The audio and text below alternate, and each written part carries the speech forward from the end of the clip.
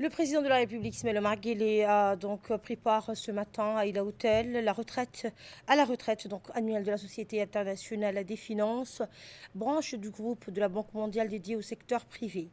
Cette rencontre annuelle de l'IFC, de la Banque mondiale, s'est tenue pour la première fois à Djibouti, où plus de 180 participants, parmi eux figurent des décideurs influents et des experts aguerris de la finance internationales se sont réunies.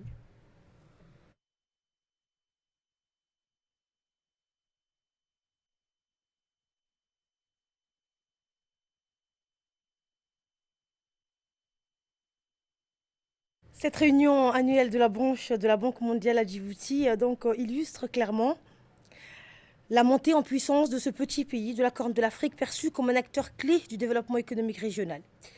Au cours de cette rencontre annuelle de l'IFC,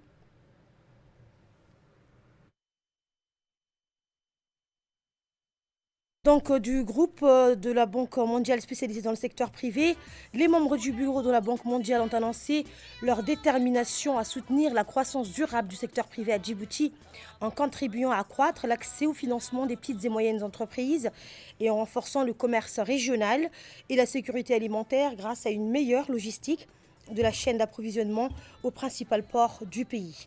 L'IFC,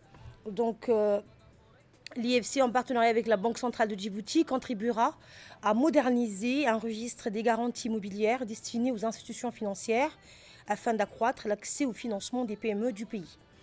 De nombreuses petites entreprises à Djibouti, en particulier celles détenues par des femmes et des jeunes entrepreneurs, fonctionnent de manière informelle. Et à travers cette rencontre annuelle qui a duré une semaine à Djibouti, a permis aux différents hauts responsables djiboutiens et de la Banque mondiale à tracer les ambitions du pays pour diversifier les différentes ressources du pays pour être un modèle de transformation économique pour le reste du continent. Cette dynamique s'inscrit également dans le cadre des objectifs de développement durable fixés par les Nations Unies. À noter que l'IFC, membre du groupe de la Banque mondiale, est la plus grande institution mondiale de développement axée sur le secteur privé dans les marchés émergents. Nous travaillons donc dans plus de 100 pays en utilisant notre capital, notre expertise et notre influence pour créer des marchés et des opportunités dans les pays en développement. C'est ce qu'ont annoncé les membres de la Banque mondiale. Au cours de l'exercice 2024, l'IFC a engagé un montant record de 56 milliards de dollars en faveur d'entreprises privées et d'institutions financières dans les pays en développement. Vous savez, nous ne sommes pas venus seuls. Nous travaillons, comme vous le savez, de plus en plus avec nos amis du groupe de la Banque mondiale. Et j'ai eu le grand honneur d'être accompagné de 5 autres vice-présidents du groupe de la Banque mondiale. Et je tiens vraiment à les remercier d'être là. Nous avons les 3 vice-présidents régionaux de la Banque mondiale. Cette semaine, nous avons passé un certain temps, évidemment, à réfléchir sur le travail que la SFI peut faire en Afrique. Et nous avons voulu vraiment réfléchir aussi à ce qui se passe à Djibouti et utiliser ça comme un exemple de développement. Nous avons vu ce matin, Monsieur le ministre nous a présenté l'évolution économique du pays au cours des dernières 20 années et de voir les progrès extraordinaires que ce pays a fait.